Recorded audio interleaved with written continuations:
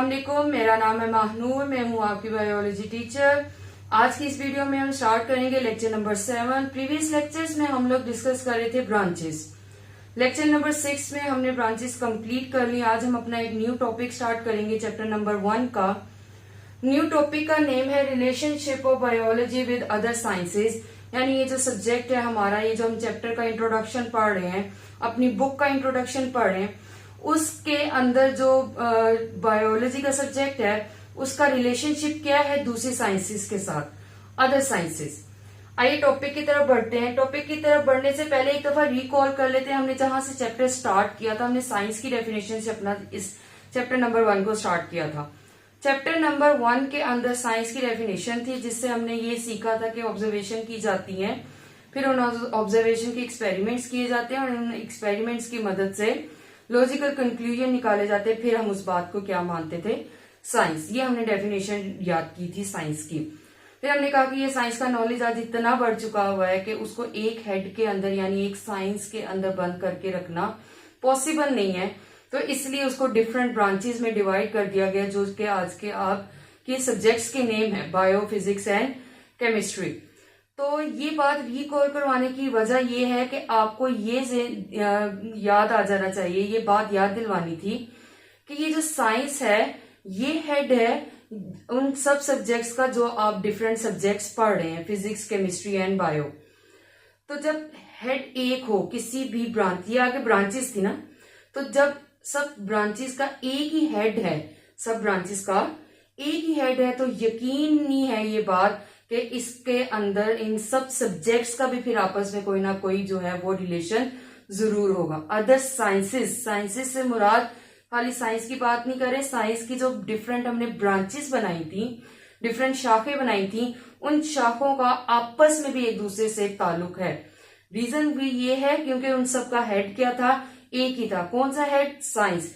तो जब एक ही हेड है, साइंस है, और उसी हेड से डिफरेंट ब्रांचेस निकाली गई थी, तो इस बात की कोई इनकार नहीं किया जा सकता कि यकीनी है ये बात कि इन तीन सब्जेक्ट्स के बीच में भी कोई ना कोई, या बाकी सब्जेक्ट से रिलेटेड, जो साइंस से रिलेटेड सब्जेक्ट्स हैं, बाकी सब्जेक्ट्स का भी इन सब का आपस में एक दूसरे से कोई ना कोई रिलेशन जरूर होगा। चूंकि हम लोग अपना सब्जेक्ट बायोलॉजी पढ़ रहे हैं, इसलिए हम सिर्फ बायो का रिलेशन देखेंगे बाकी दूसरी साइंसेस के साथ, यानी दूसरी ब्रांचेस के साथ, यानी दूसरे डिसिप्लिन के साथ। कोई भी वर्ड आप यूज करने मीनिंग सेम है।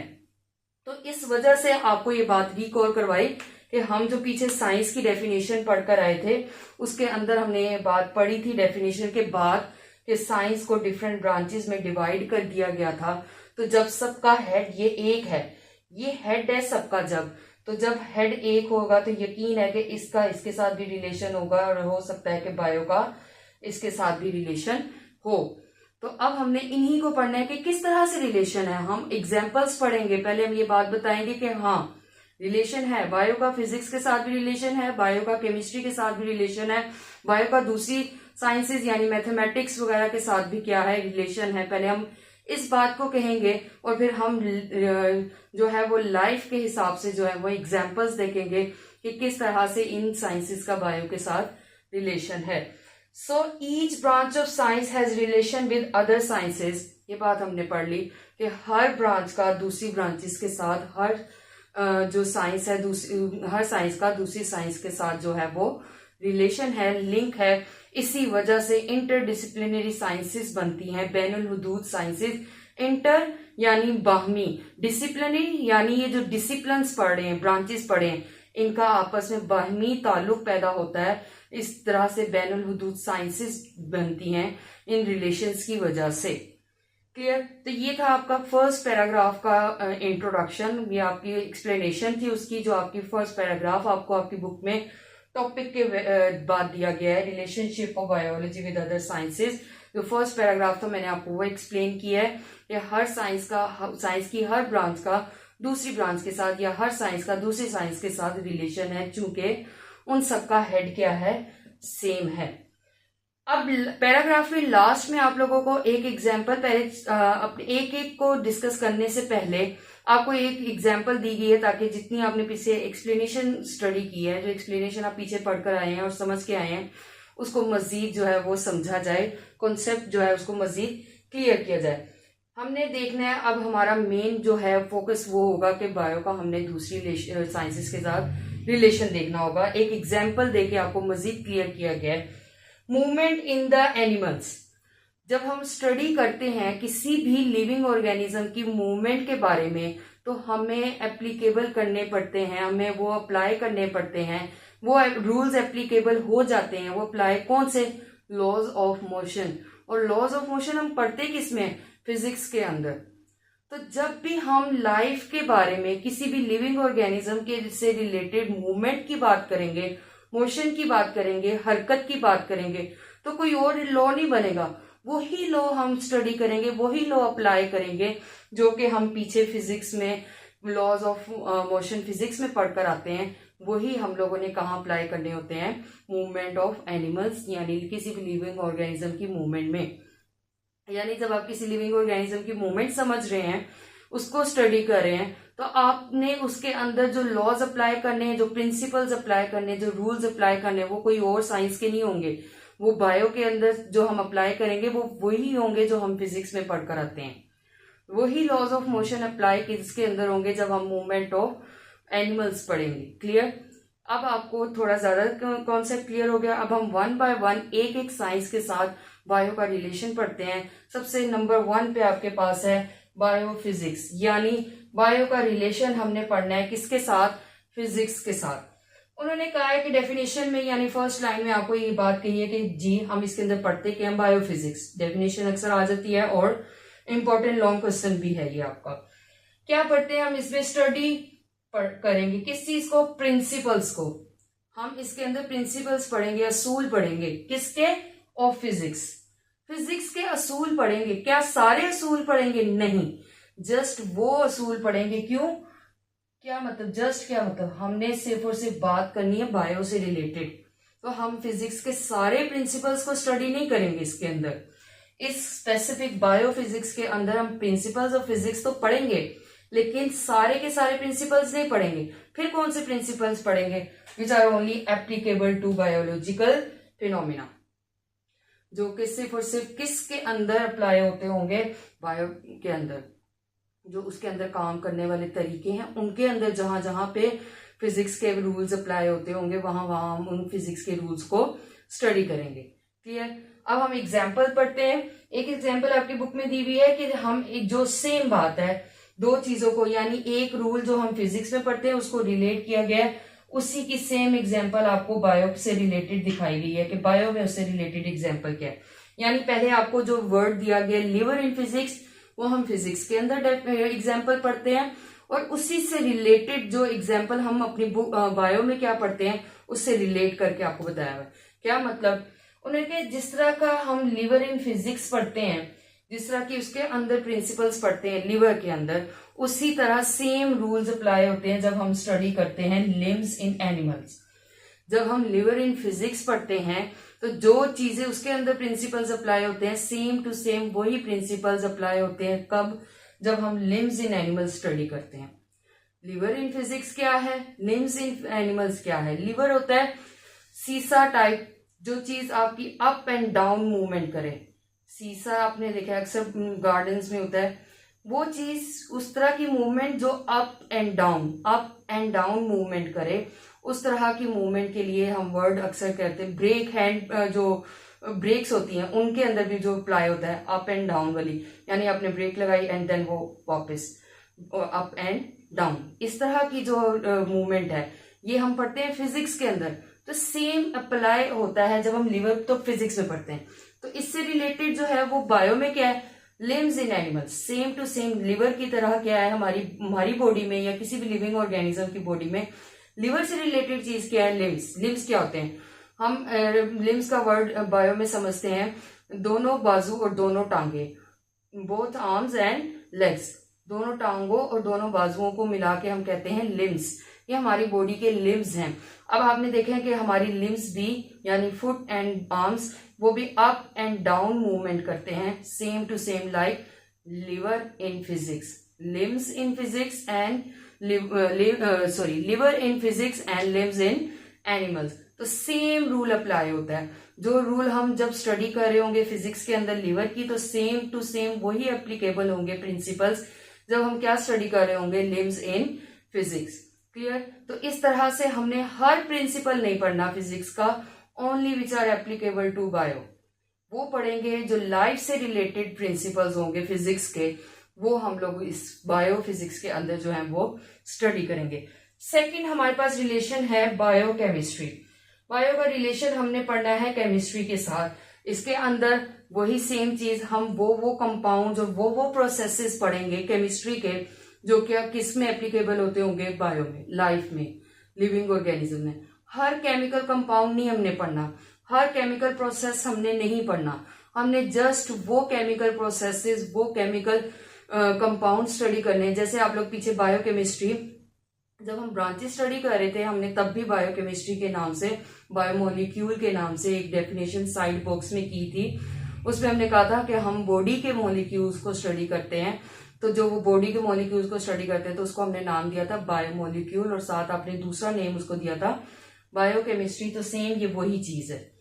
अब जिस तरह हमने बायोफिजिक्स के अंदर उसकी एग्जाम्पल देखी जो फिजिक्स में भी अप्लाई हो रही थी, और सेम टू सेम वही प्रिंसिपल अप्लाई हमारी लिविंग ऑर्गेनिज्म, हमारी लाइफ के अंदर जो है वो अप्लाई हो रहा था। इसी तरह अब हम केमिस्ट्री से रिलेटेड एग्जाम्पल पढ़ते हैं। दो प्रोसेसेस हैं जो हम लिविंग ऑर्गेनिजम्स के होते हैं। एक प्रोसेस है फोटोसिंथेसिस, दूसरा है रेस्पिरेशन। फोटोसिंथेसिस आप लोग बहुत अच्छे से जानते हैं कि प्लांट्स करते हैं। रेस्पिरेशन हर लिविंग ऑर्गेनिज्म करता है, हर लिविंग ऑर्गेनिज्म की जरूरत है। फोटोसिंथेसिस खुराक तैयार करने के लिए, फूड को प्रिपेयर करवाने के लिए एक प्रोसेस है जो प्लांट्स करते हैं अपनी खुराक को तैयार करने के लिए। अब ये एक लिविंग ऑर्गेनिज्म का प्रोसेस है। कभी आपने ये नहीं सुना कि फोटोसिंथेसिस कोई नॉन लिविंग थिंग कर रहा हो। लिविंग थिंग की ये चीजें हैं दोनों प्रोसेसेस। ऑल लिविंग थिंग जो सा प्रोसेस करते हैं वो रेस्पिरेशन है, यानी हर जानदार जो है वो रेस्पिरेशन का प्रोसेस करता है। और फोटोसिंथेसिस वो प्लांट्स करते हैं जो अपनी खुराक को तैयार करते हैं। सारे के सारे प्लांट्स और बाकी जितने भी ऑटोट्रोप्स हैं वो क्या करते हैं, अपनी फोटोसिंथेसिस के जरिए अपनी खुराक को ऑटोट्रोप ऑटोमेटिकली खुद तैयार करते हैं, अपनी बॉडी के अंदर खुद खुराक को तैयार करवाते हैं। तो ये दोनों क्या है, ये लिविंग ऑर्गेनिज्म के अंदर पाए जाने वाले प्रोसेसेस है। लेकिन अगर हम इसका प्रोसेस देखें तो क्या होता है, हमने अक्सर इसकी इक्वेशन लिखी है, कार्बन डाइऑक्साइड प्लस वाटर की मदद से हम ग्लूकोज तैयार करवाते हैं।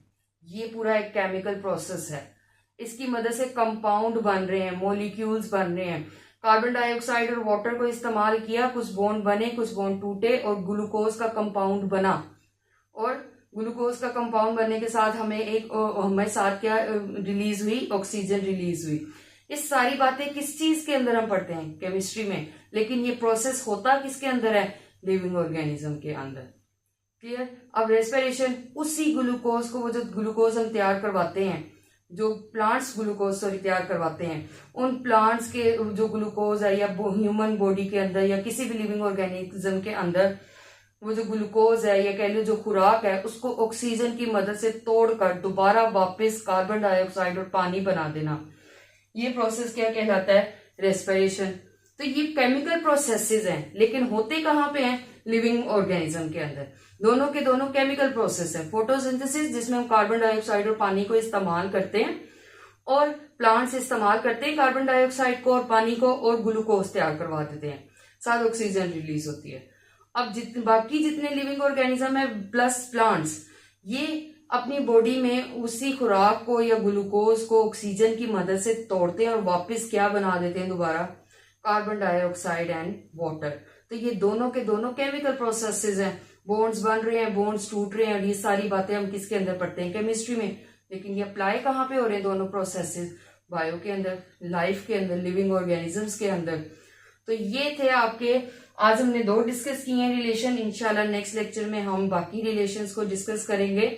तो ये था आपका आज तक का यहाँ तक का टॉपिक, जिसमें हमने क्या पढ़ा, हम पढ़े हैं रिलेशनशिप, पढ़े हैं बायो का किसके साथ, फिर अदर साइंसेस का। हमने पहले ही बात ये रिकॉल की कि साइंस से ही तो हमने ये सारी ब्रांचेस निकाली थी, यानी ये हेड था। तो जब हेड सबका सेम हो तो जाहिर सी बात है जिस हेड से जितनी भी ब्रांचेस निकली होंगी, इस बात से इनकार नहीं किया जा सकता, उन सब ब्रांचेस का भी आपस में कोई ना कोई रिलेशन जरूर होगा, बाहमी ताल्लुक होगा, इंटर रिलेशनशिप होगा उसके अंदर। इंटरडिसिप्लिनरी साइंसेज इसी वजह से बनती हैं, बैनुल साइंसेज इसी वजह से बनती हैं। तो फिर हमने उसकी फिर एग्जाम्पल देखी। हमने कहा जिस तरह हम अगर मूवमेंट इन एनिमल्स पढ़ते हैं तो कोई और चीज तो नहीं अप्लाई करेंगे, वही वाले लॉज अप्लाई करेंगे मोशन के जो हम फिजिक्स में पढ़कर आते हैं। फिर हमने बारी बारी दो को जो है वो डिस्कस किया। पहली हमने डिस्कस की वो थी बायोफिजिक्स, दूसरी है हमारे पास बायोकेमिस्ट्री। हमने कहा बायोफिजिक्स के अंदर फिजिक्स के वो वाले प्रिंसिपल्स को स्टडी किया जाएगा जो कि सिर्फ और सिर्फ एप्लीकेबल होते होंगे बायो के अंदर। हमने एग्जाम्पल देखी। हमने कहा जिस तरह हम लिवर इन फिजिक्स पढ़ते हैं सेम टू सेम वही प्रिंसिपल अप्लाई होते हैं जब हम लिम्स इन एनिमल्स पढ़ते हैं। Up and down movement, liver क्या है, सीसा टाइप चीज या ब्रेक, ये सारी जो जिसकी अप एंड डाउन मूवमेंट हो उसको हम कहते हैं, वो जिस तरह की मूवमेंट हम उसके अंदर पढ़ते हैं, लिवर का प्रिंसिपल्स पढ़ते हैं फिजिक्स के अंदर, सेम टू सेम वही प्रिंसिपल्स अप्लाई होते हैं किसके अंदर, लिम्स, दोनों बाजू, दोनों टांगों, फुट एंड आर्म्स। फिर हमने बायोकेमिस्ट्री पढ़ा। बायोकेमिस्ट्री के अंदर हमने कहा इसके अंदर हम क्या स्टडी करते हैं, कंपाउंड एंड प्रोसेसेस पढ़ते हैं, केमिकल कंपाउंड्स के बारे में पढ़ते हैं, प्रोसेसेस के बारे में पढ़ते हैं। क्या सारे केमिकल एंड कंपाउंड्स के बारे में पढ़ना है? नहीं, इन लिविंग ऑर्गेनिज्म सिर्फ और सिर्फ वो पढ़ेंगे जो किसके अंदर पाए जाते हो, लिविंग ऑर्गेनिज्म के। हमने एग्जाम्पल देखी। एग्जाम्पल में हमारे पास दो केमिकल प्रोसेसेस आए जिसकी मदद से मुख्तलिफ कंपाउंड्स, मुख्तलिफ मॉलिक्यूल्स बने। वो दो केमिकल प्रोसेसेस कौन से हैं जो लिविंग ऑर्गेनिज्म में होते हैं? वो है फोटोसिंथेसिस एंड रेस्पिरेशन। तो ये दोनों के दोनों प्रोसेसेस जो हैं वो किसके अंदर हो रहे हैं? लिविंग ऑर्गेनिज्म में। और इसको हम इसके अंदर रूल्स कौन से अप्लाई होते हैं? केमिस्ट्री के। ये था आपका आज तक का यहाँ तक का लेक्चर नंबर 7। आई होप आपको लेक्चर समझ आ गया होगा। लेक्चर से रिलेटेड, अपने सब्जेक्ट से रिलेटेड आपको कोई भी क्वेश्चन हो आप मुझसे कमेंट सेक्शन में पूछ सकते हैं। इंशाल्लाह आपको मिलते हैं नेक्स्ट वीडियो में नेक्स्ट लेक्चर के साथ। तब तक के लिए अल्लाह हाफिज।